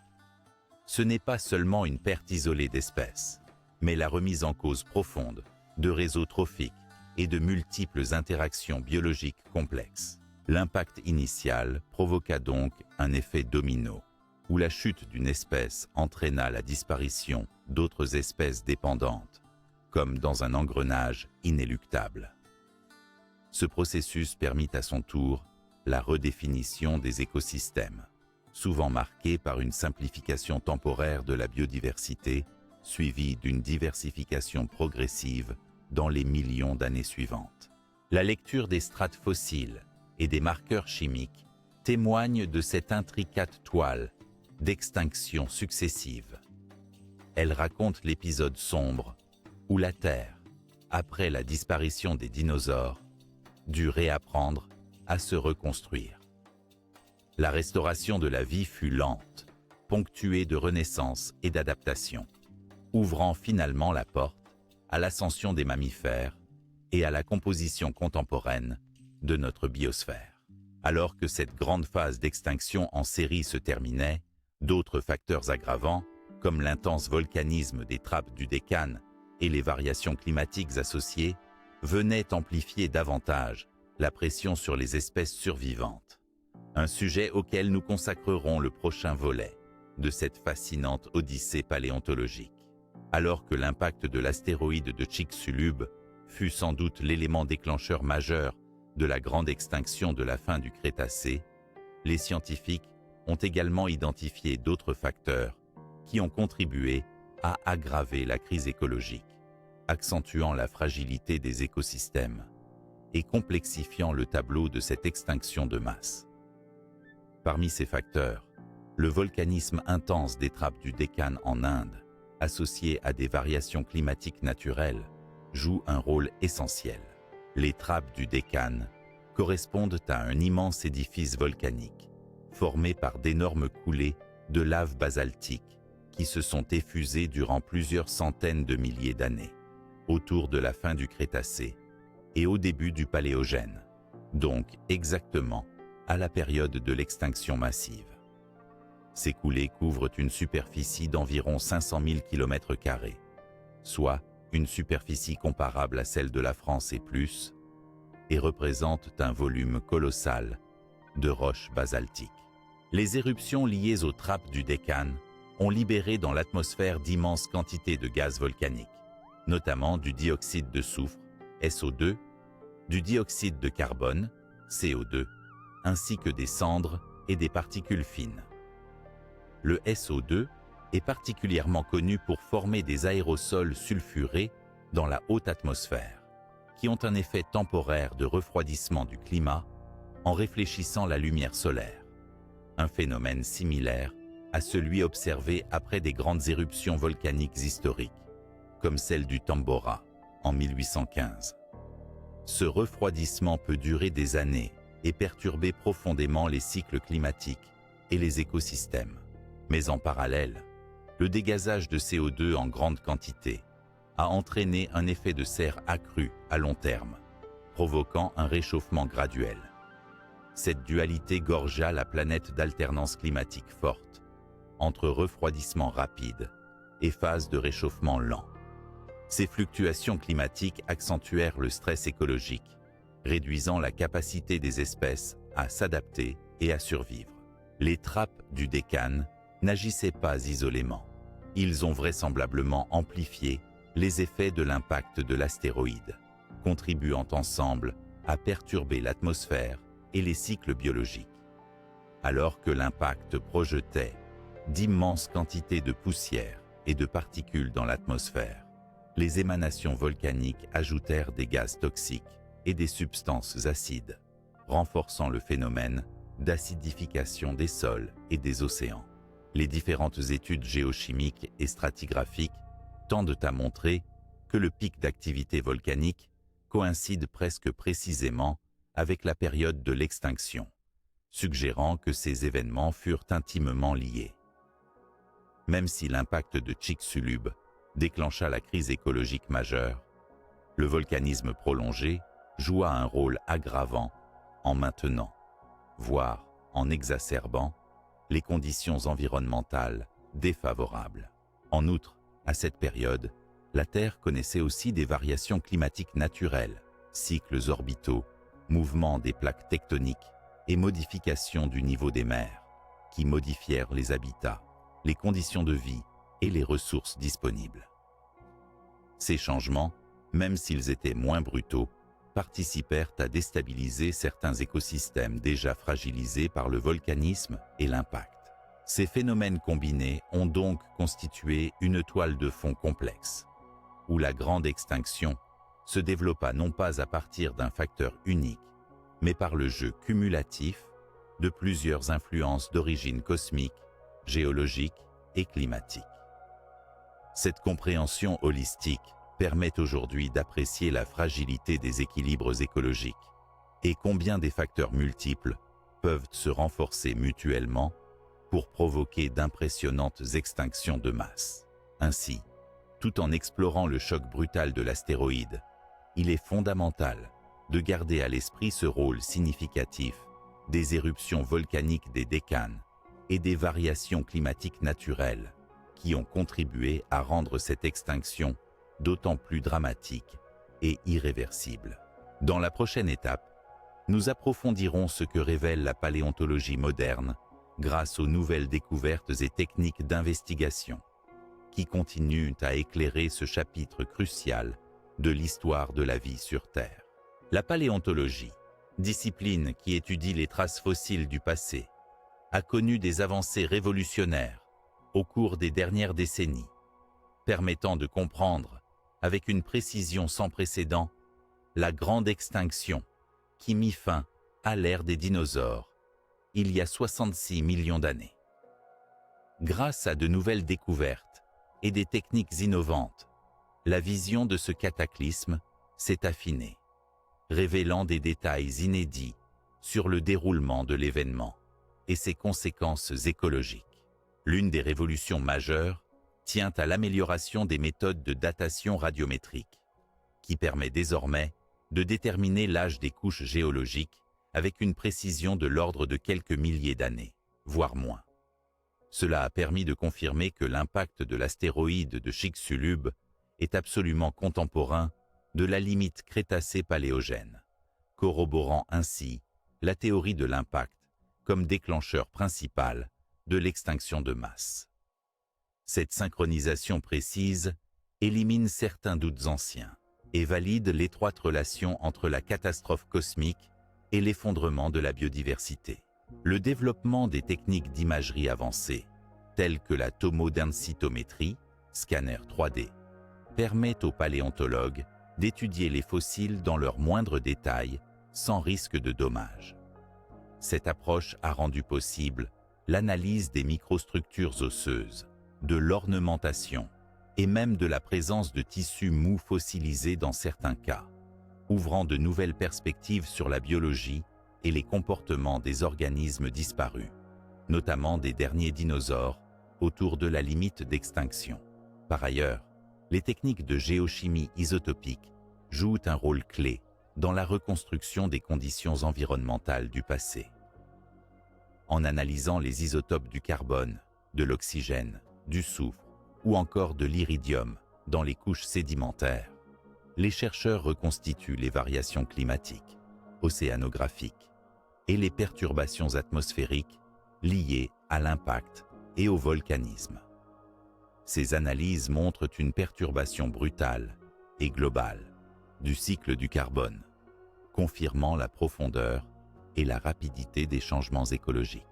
La paléontologie moléculaire et la reconnaissance de biomarqueurs organiques dans des fossiles anciens constituent également une avancée considérable.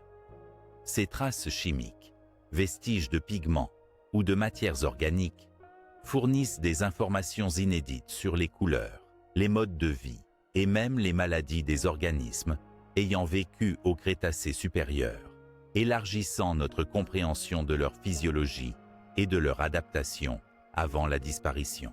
À cela s'ajoute l'exploitation croissante de la modélisation informatique, qui permet de simuler avec précision l'impact, la propagation des ondes de choc, la dynamique des tsunamis, ainsi que les perturbations climatiques telles que l'hiver d'impact. Ces modélisations, basées sur des données physiques et géologiques solides, restituent les scénarios les plus plausibles et aident à relier les phénomènes localisés à leurs conséquences globales. Les travaux récents, utilisant la paléoécologie et l'analyse des communautés fossiles à différentes échelles spatiales et temporelles, permettent d'identifier les derniers refuges des espèces disparues, ainsi que les zones où la biodiversité a le plus rapidement retrouvé un équilibre post-extinction. Les études comparatives entre différentes régions du globe montrent que certains écosystèmes ont été plus résilients que d'autres, offrant aux chercheurs une compréhension plus nuancée des processus de rétablissement naturel. Enfin, la collaboration interdisciplinaire entre géologues, biologistes, climatologues et paléontologues favorise une approche intégrée. La synthèse de leurs données enrichit la compréhension globale du phénomène, mettant en lumière non seulement la dimension catastrophique, mais aussi les interactions complexes entre les facteurs abiotiques et biotiques. En somme, la paléontologie moderne révèle que l'extinction des dinosaures fut un processus à la fois brutal et extraordinairement complexe, marqué par une chaîne d'événements interconnectés et amplifiés. Les techniques contemporaines permettent désormais d'observer cette période charnière avec une acuité scientifique et une richesse de détails inaccessibles à nos prédécesseurs, redonnant vie à un chapitre fondamental de l'histoire de la Terre. Cette avancée du savoir prépare le terrain pour comprendre comment, après ce cataclysme, la vie a su renaître et se diversifier, ouvrant la voie à l'essor des mammifères et à la révolution de la biodiversité qui a suivi, que nous aborderons dans la section suivante.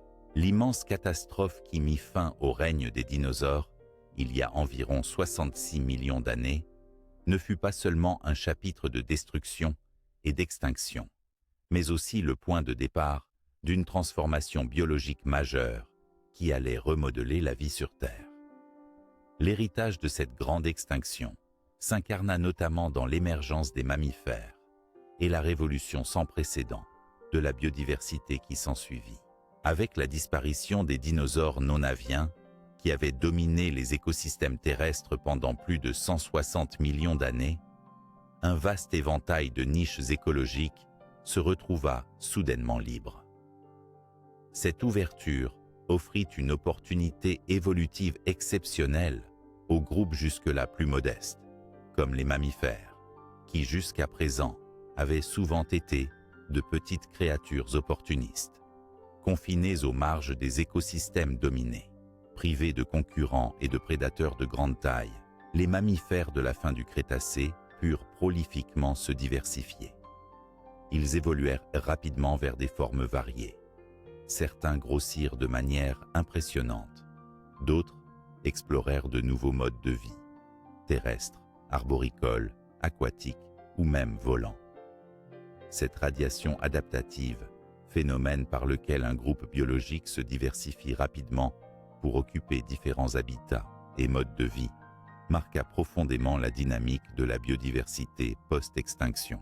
Ce bouleversement permit aussi l'émergence progressive de lignées majeures, comme les primates, qui, plusieurs dizaines de millions d'années plus tard, donneraient naissance à l'homme.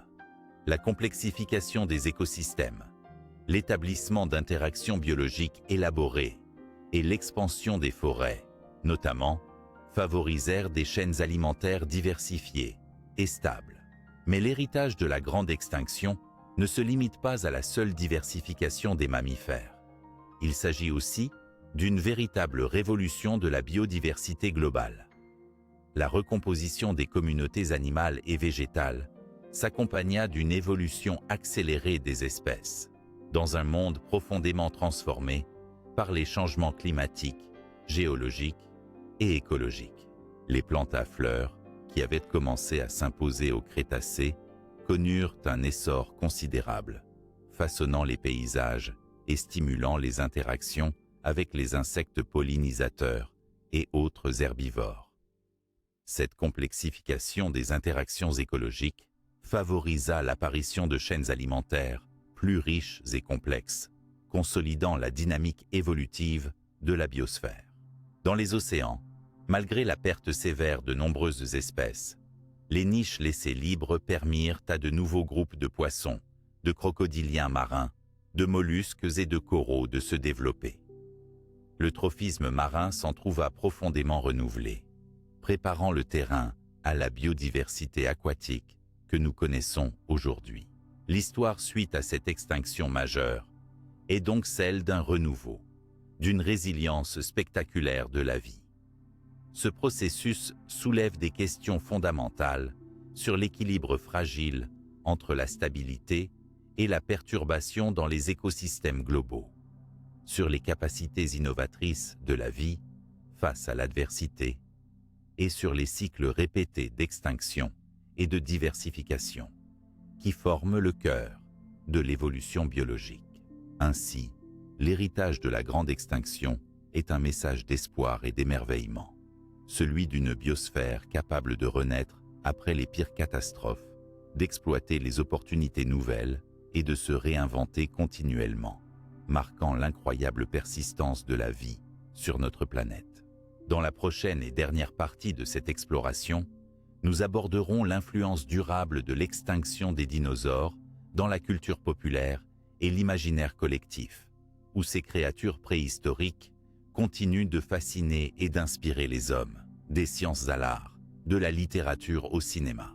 En contemplant le récit colossal de l'extinction des dinosaures, il devient évident que cet événement représente bien plus qu'un simple chapitre de l'histoire naturelle.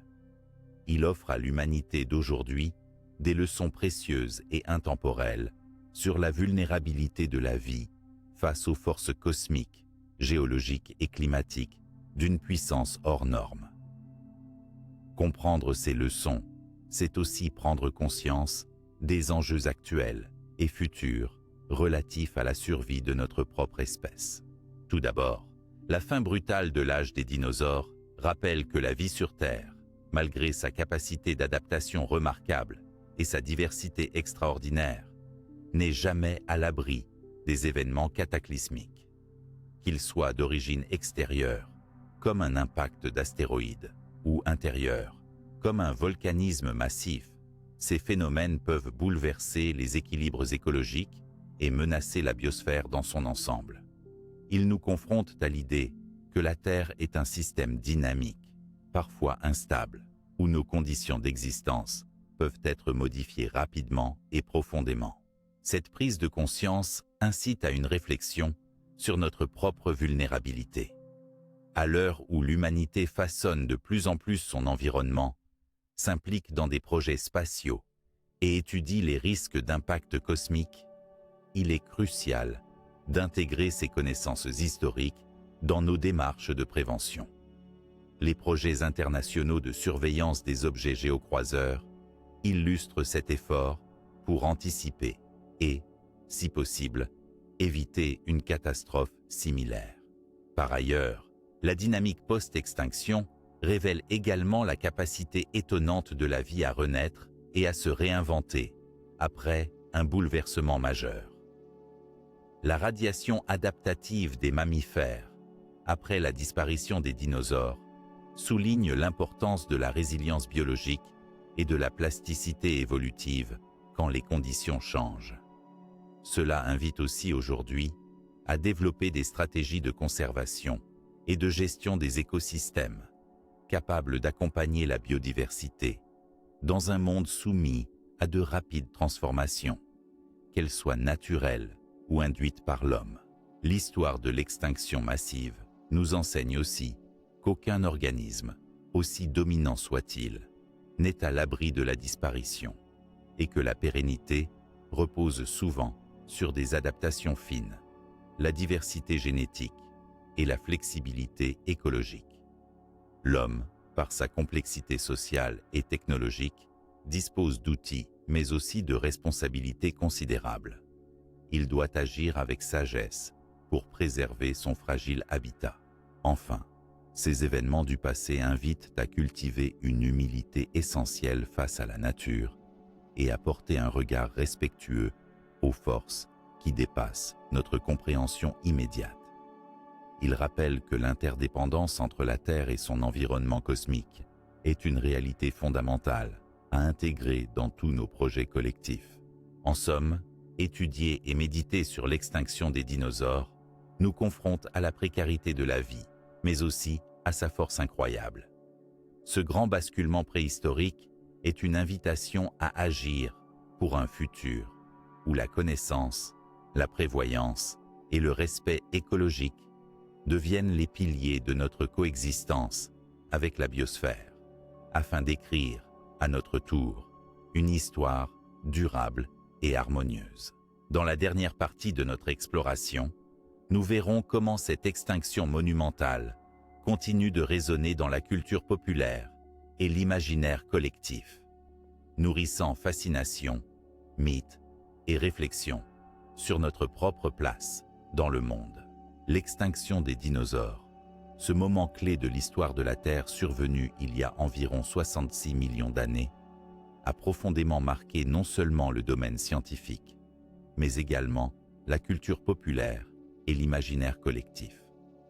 Ces créatures gigantesques et fascinantes, disparues brutalement dans un cataclysme planétaire, continuent de captiver l'attention du grand public, inspirant livres, films, musées et animations, façonnant notre vision du passé préhistorique et influençant même les réflexions contemporaines sur la nature et le futur. Dès le 19e siècle, avec la découverte des premiers fossiles de dinosaures, des récits et illustrations ont commencé à alimenter la curiosité du public. Ces créatures mystiques, à la fois terrifiantes et énigmatiques, ont rapidement trouvé une place dans la littérature et les arts, incarnant la grandeur et la fragilité de la vie ancienne. Des ouvrages pour le grand public, mêlant science et imagination, ont popularisé ces êtres, en les présentant tantôt comme des monstres féroces, tantôt comme des témoins d'une époque révolue. Au XXe siècle, l'avènement du cinéma a propulsé les dinosaures au cœur de la culture populaire mondiale. Des productions majeures comme Jurassic Park ont fait des dinosaures des stars intemporelles, mêlant rigueur scientifique et spectacle, captivant plusieurs générations. Ces représentations, bien que parfois romancées, ont éveillé une prise de conscience et un intérêt nouveau pour la paléontologie, encourageant la diffusion des connaissances scientifiques tout en nourrissant notre imaginaire collectif. Au-delà du divertissement, les dinosaures symbolisent aussi un questionnement philosophique profond. la vulnérabilité de la vie, la fatalité du changement, la disparition soudaine de ce qui semblait invincible. Dans l'inconscient collectif, leur extinction est devenue une métaphore des risques auxquels l'humanité elle-même pourrait être confrontée, entre crise écologique, changement climatique et possibles catastrophes naturelles ou cosmiques.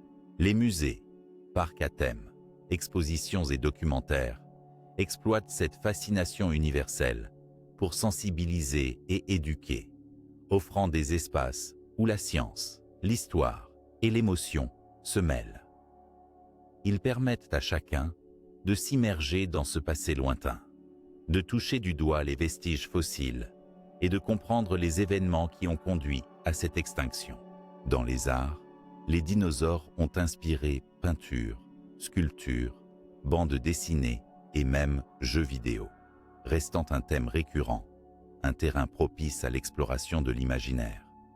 Leur silhouette forge une identité iconique immédiatement reconnaissable, symbolisant à la fois la nature sauvage, l'histoire longue de la vie et la fragilité du présent. Ainsi, loin d'être un simple sujet scientifique, l'extinction des dinosaures vit à travers la culture populaire un véritable renouveau. Elle nous relie aux racines anciennes de la vie sur Terre, nous invite à réfléchir sur notre place dans cet immense continuum et demeure un puissant moteur d'émerveillement, de savoir et de responsabilité.